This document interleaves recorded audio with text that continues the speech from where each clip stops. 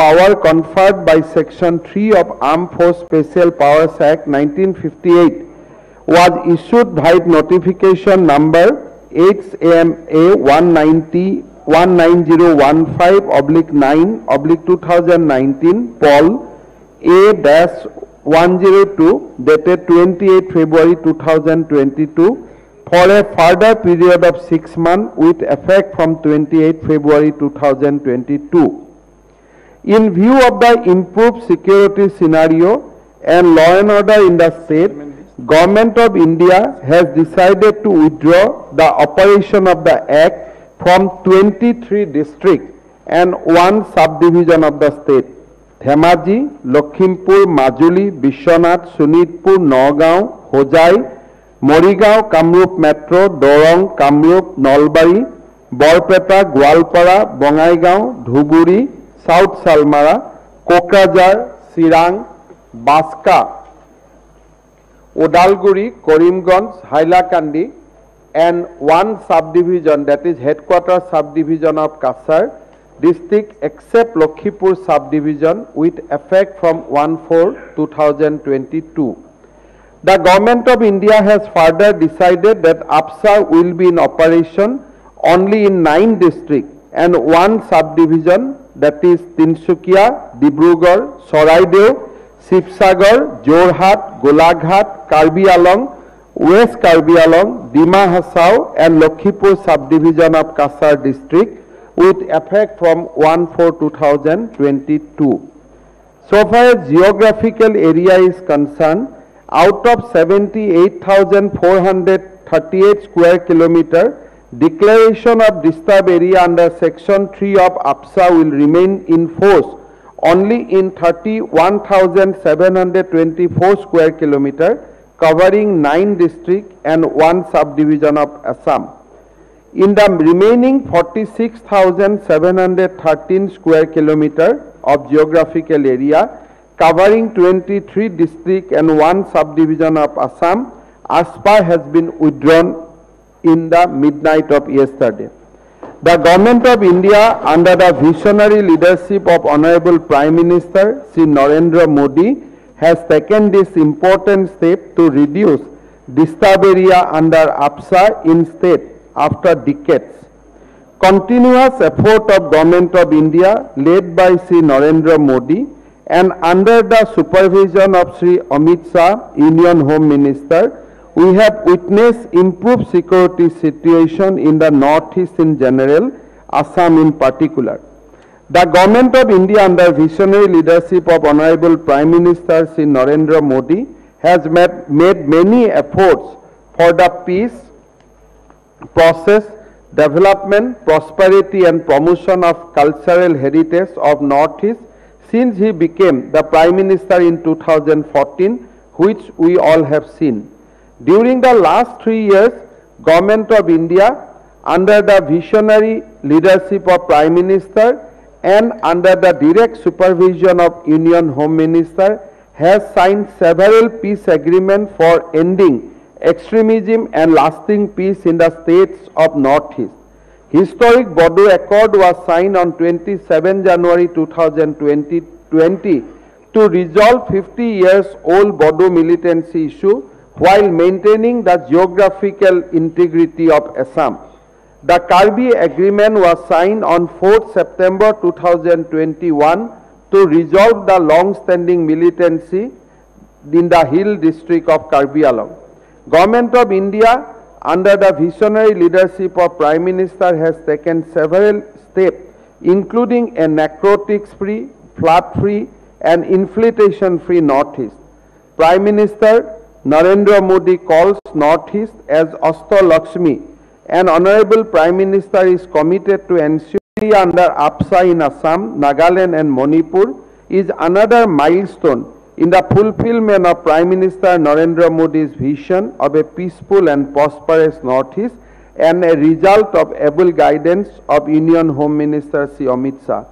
The people of Assam extend its sincere thanks and gratitude to Prime Minister Shri Narendra Modi and Union Home Minister Shri Amit Shah for their unwavering commitment and attention to the Northeast region in general and to Assam in particular, which has been neglected for decades and which is now witnessing a new era of peace, prosperity, and unprecedented development. I join with people of Assam in extending my greetings to entire citizen and people of Northeast on this important occasion. Odhyaksha Mohoday, যোৱা 1990 চনৰ 27-28 নৱেম্বৰৰ মাজনিশা অসমত আপসা প্ৰৱৰ্তন কৰা হৈছিল আৰু এই দীৰ্ঘ সময়ছোৱাত 61 বাৰ আপসা ছমাহ কৰি আগবঢ়াই দি থকা হৈছিল। আজি এটা সুন্দৰ দিনা, যোৱাকালি ৰাতি বা আজি ৰাতি নিশা 12 বজাত ভাৰত চৰকাৰৰ নিৰ্দেশ মতে অসম চৰকাৰে এই আপসা আইন অসমৰ 9খন জিলা আৰু এটা সিভিল সাব ডিভিজনক বাদ দি সমগ্ৰ অসমৰ পৰা প্ৰত্যাহাৰ কৰিছে। অসমৰ জনসাধাৰণৰ বাবে এটা নতুন আশাৰ সঞ্চাৰ কৰিছে। মই ভাবো এই ডিষ্টাৰ্ব এৰিয়া আৰু আপসা আইনৰ প্ৰত্যাহাৰৰ লগে লগে অসমখনত শান্তিৰ এক নতুন দিগন্ত আৰম্ভ হ'ব। ইণ্ডাষ্ট্ৰিয়েলাইজেশ্যন, ইনোভেশ্যন, ইনফ্ৰাষ্ট্ৰাকচাৰ এই সকলোৰে ক্ষেত্ৰত ৰাজ্যখনে আৰু দৃঢ়তাৰে খোজ কাঢ়িবলৈ নৈতিক আৰু ৰাজনৈতিক অৰ্থনৈতিক অধিকাৰ পাব। আজিৰ এই সুন্দৰ দিনা অসমৰ ৰাইজৰ হৈ আৰু উত্তৰ পূবৰ সমগ্ৰ ৰাইজৰ হৈ মই প্ৰধানমন্ত্ৰী নৰেন্দ্ৰ মোদী আৰু গৃহমন্ত্ৰী অমিত শ্বাহ ডাঙৰীয়াক এই ঐতিহাসিক সিদ্ধান্তৰ বাবে ধন্যবাদ আৰু অভিনন্দন জনাইছো। অসমৰ ৰাইজলৈ মোৰ বিনম্ৰ অনুৰোধ, দীৰ্ঘদিন ধৰি আপসা প্ৰত্যাহাৰৰ বাবে আমি দাবী জনাই আহিছিলোঁ। আজি আপসা আমি অসমৰ 60% ভূখণ্ডৰ পৰা আঁতৰাবলৈ সক্ষম হৈছোঁ আৰু যাতে কেতিয়াও আপসাৰ দৰে আইন অসমত প্ৰৱৰ্তন কৰিব নালাগে তাৰ বাবে অসমৰ শান্তি ৰক্ষাৰ দায়িত্ব এতিয়াৰ পৰা অসমৰ ৰাইজে ল'ব লাগিব। মই আজি এই বিধানসভাৰ পবিত্ৰ মঞ্চৰ পৰা অসমৰ সমগ্ৰ ৰাইজক পুনৰবাৰ শান্তিৰ হকে নিজকে জন সেনাবাহিনীৰ জোৱান আহিছিল, আৰক্ষীৰ জোৱানে কাম কৰিছিল, অৰ্ধ সামৰিক বাহিনীৰ জোৱানে কাম কৰিছিল, বিভিন্নজন মৃত্যুৰ মুখত পৰিছিল, বিভিন্নজনে নিজৰ শৰীৰত স্থায়ীভাৱে অক্ষম হৈ পৰিছিল। আজিৰ দিনত সেনাবাহিনী, আৰক্ষী বাহিনী আৰু অৰ্ধ সেনাবাহিনীৰ জোৱানসকললৈকে তেওঁলোকৰ সাহসিক কৰ্মৰাজিৰ বাবে মই চৰকাৰৰ হৈ ধন্যবাদ জ্ঞাপন কৰিছোঁ। এই দীৰ্ঘকালীন সময়ছোৱাত আমাৰ মাজত পৰা কেইবাজনো নিৰীহ লোক আঁতৰি গৈছিল আৰু ঘটনাচক্ৰৰ চাকনৈয়াত পৰি বোমাৰ বিস্ফোৰণৰ দৰে ঘটনাত পৰি কেইবাজনো নিৰীহ লোকে প্ৰাণ হেৰুৱাইছিল। সেইসকল পৰিয়ালৰ প্ৰতিও মই পুনৰ এবাৰ সমবেদনা জনাইছোঁ। পুনৰবাৰ সংযুক্ত মুক্তি বাহিনীকে ধৰি যিকেইটা সংগঠনে এতিয়াও সশস্ত্ৰ সংগঠনৰ পথত আছে তেওঁলোকক শান্তিৰ মাজলৈ, শান্তি আলোচনাৰ মাজলৈ উভতি আহিবলৈ মই বিনম্ৰতাৰ সৈতে অনুৰোধ কৰিছোঁ, যাতে অসমখনক ভাৰতৰ ভিতৰতে এখন শক্তিশালী ৰাজ্য হিচাপে আমি সকলোৱে মিলি নিৰ্মাণ কৰিব পাৰোঁ। অসমৰ নতুন প্ৰজন্মক এখন শান্তিৰ অসম, প্ৰগতিৰ অসম, বিকশিত অসম আমাৰ প্ৰজন্মই যাতে উপহাৰ স্বৰূপে দি থৈ যাব পাৰে তাৰ বাবে মই সকলোকে এই শান্তিৰ প্ৰক্ৰিয়াত জড়িত হ'বৰ বাবে আহ্বান জনাইছোঁ। অসম বিধানসভাৰ সন্মানীয় সদস্যসকলকো মই পুনৰবাৰ ধন্যবাদ, সহযোগিতাৰ বাবে ধন্যবাদ জনাইছোঁ। ধন্যবাদ। এতিয়া আপোনাক দুটামান কথা ক'ব পাৰিম নেকি? ক্লাৰিফিকেশ্যন হৈছে আজি মুখ্যমন্ত্ৰী যিটো বিবৃতি জাৰি কৰিছে মই আদৰণি জনাইছোঁ, কেন্দ্ৰীয় চৰকাৰৰ সিদ্ধান্তকো মই আদৰণি জনাইছোঁ। কিন্তু তথাপি আমাৰ ৰাজ্যখনৰ 9খন জিলাত আৰু এটা মহকুমাত এতিয়াও আপসা আছে। মই নিশ্চিতভাৱে আশা কৰিম এই আইনখন এই 9খন জিলাৰ পৰাও হেৰি হ'ব লাগে, উইথড্ৰ হ'ব লাগে।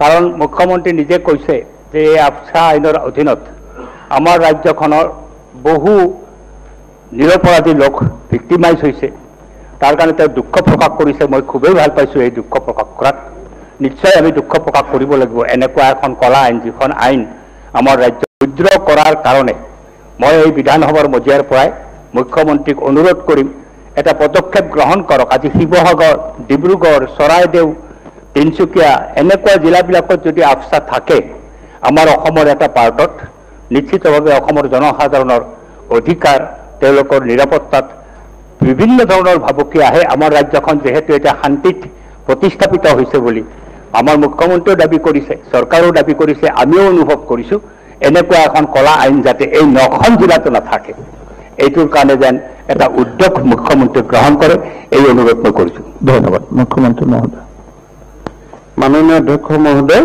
মোৰ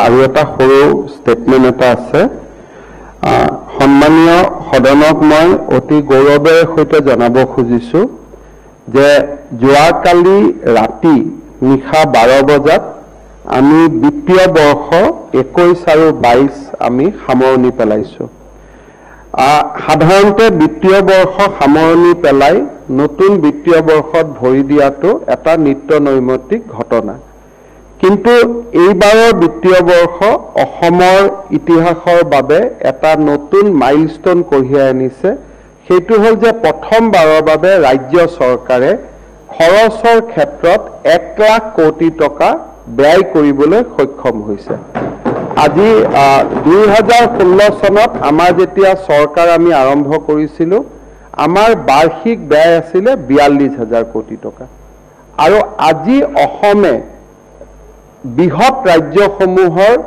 ডেট লীগ যাক আমি কওঁ যে ডাঙৰ ৰাজ্য সেই ডাঙৰ ৰাজ্যসমূহৰ যিটো মানদণ্ড বা ৰাজ্যসমূহৰ যিটো নাম সেই নামত যোৱাকালি ৰাতি 12টা বজাত অসমে আনুষ্ঠানিকভাৱে খোজ পেলালে অৰ্থাৎ now we are also a state who can spend 1 lakh crore annually মই ৰাজ্যৰ যোৱা বিত্তীয় বৰ্ষৰ ওপৰত বিশেষকৈ য'ত 15-16ৰ ওপৰতো অকণমান আমি দৃষ্টি নিক্ষেপ কৰিব খুজিছোঁ মই সৰু ষ্টেটমেণ্ট এটা পঢ়ি দিব খুজিছোঁ যোৱাকালি আমি আৰু এটা ডাঙৰ মানদণ্ড নিৰ্মাণ কৰিব পাৰিছোঁ ট্ৰান্সপোৰ্ট ডিপাৰ্টমেণ্টেও নিজৰ বাৰ্ষিক ৰাজহ সংগ্ৰহৰ ক্ষেত্ৰত 1000 কোটি টকাত ভৰি দিব পাৰিছে তাৰ উপৰি আমাৰ GST কালেকশ্যনৰ ক্ষেত্ৰতো কোভিডৰ পিছত এই বছৰ ৰাজ্যখনে অত্যন্ত অভূতপূৰ্বভাৱে আমি নিজকে নিজৰ ভৰিত থিয় কৰিব পাৰিছোঁ চেণ্ট্ৰেল ছেক্টৰ গ্ৰান্টৰ ট্ৰান্সফাৰৰ ক্ষেত্ৰতো এই বিত্তীয় বছৰটো অত্যাধিকভাৱে আমাৰ বাবে অসমৰ বাবে এটা সুখবৰ কঢ়িয়াই আনিছিলে মই গোটেইখিনি আপোনালোকক সৰু ষ্টেটমেণ্ট এটা দিব খুজিছোঁ During the period 2015-16 to 2019-22 the state has achieved an impressive annual average growth rate of 8.9% in terms of gross state domestic product at constant price which is higher than the average GDP growth of the country at 6.7%. অর্থাৎ দেশখন 6.7 gross domestic যিটো আমি state domestic product বুলি কওঁ GSDP বুলি কওঁ India has grown during that time at 6.7 Assam has grown at 8.9 so our growth rate during last 3 years is higher than the national growth rate. During 2020-21, state has achieved near positive growth despite COVID-19 pandemic repercussion. কেইদিনমান আগতে হাউচত আলোচনা হৈছিল যে growth আমাৰ 0.95%. So that is the only state, মই only বুলি নকওঁ, few state which has achieved positive growth in last financial year. Even Government of India's growth is also negative. So we are 122, Assam is likely to record again significant growth of 9.1%. Orthat post-COVID huar lage lage, we are again on growth trajectory of 9.1%. Assam economy could be able to achieve this remarkable growth on account of its policy reorientation towards increase in capital expenditure to develop the economy while rationalizing its non-development expenditure. Assam has crossed its total expenditure to 1 lakh crore marks during 2021-22, and its total expenditure is likely to be over rupees 1,02,000 crore for the first time in the history of independent Assam, independent India. And this is without adjusting the conversion of debt of PSU of Assam into equity about 9,988. Orthat jetia AG's account ahibo, AG will say that our expenditure is 1,11,000 crore because we have transferred some of the loan to equity, but actual expenditure is 1,02,000 crore. Excluding the COVID-stricken year of 2020-21, Assam total expenditure has grown on an average of 20.9% per year from rupees 41,931 crore in 2015-16 to rupees 1,02,097,000 crore in 21-22. Similarly, the capital expenditure has also increased from rupees 2,951 crore in 2015-16 to 16,339 crore in 2021-22, thereby registered a growth of 36.8% on an average, including the negative growth recorded during 2020-21 on account of COVID pandemic. অর্থাৎ 2015-16 সনত আমাৰ capital এক্সপেন্ডিচাৰ আছিল 2,951 কোটি টকা আৰু এই বছৰ আমাৰ ক্যাপিটাল এক্সপেন্ডিচাৰ হৈছে 16,339 কোটি টকা যোৱাকালি মাজ নিখালে. The revenue expenditure has also increased from rupees 37,011 crore in 2015-16 to rupees 74,400 crore in 2020-21, and thereby recorded a slower phase of growth at 16%. Orthat capital expenditure is growing every year at a 36% rate, but revenue expenditure is now growing at 16%. That means we have restored the balance that capital expenditure 36% বছৰ বছৰে বাঢ়িছে, কিন্তু revenue expenditure বাঢ়িছে যদিও 16% বাঢ়িছে. অৰ্থাৎ আমাৰ যেটো অসমৰ ৰাজ্যৰ বহুদিনীয়া দাবী আছিল যে capital expenditure বেছি হ'ব লাগে, we are slowly moving into that phase. This could be achieved through rationalization of revenue expenditure of the state despite pay commission increases, its salary, etc. Government of Assam spur from Government of India towards tax devolution, finance commission grant, CSS and other grants in addition to special assistance for capital expenditure during 2020-21 and 21-22. Central transfer to Assam through tax D5 crore in 2015-16 to 26,663 crore in 2021-22, thereby registered. All transfer from center has increased by 11.5% on average during 2016-17 to 2021-22. Similarly, transfer towards external aided project have also been increased from rupees 450 crore in 2015-16 to 1,421 crore in 2021-22, and thereby registered an average growth of 21.3% during 2016 to 2021-22. At the same period, state-owned tax and non-tax revenue have also increased by 13.2% on an average, despite negative growth recorded during 2019-20 and 2020-21.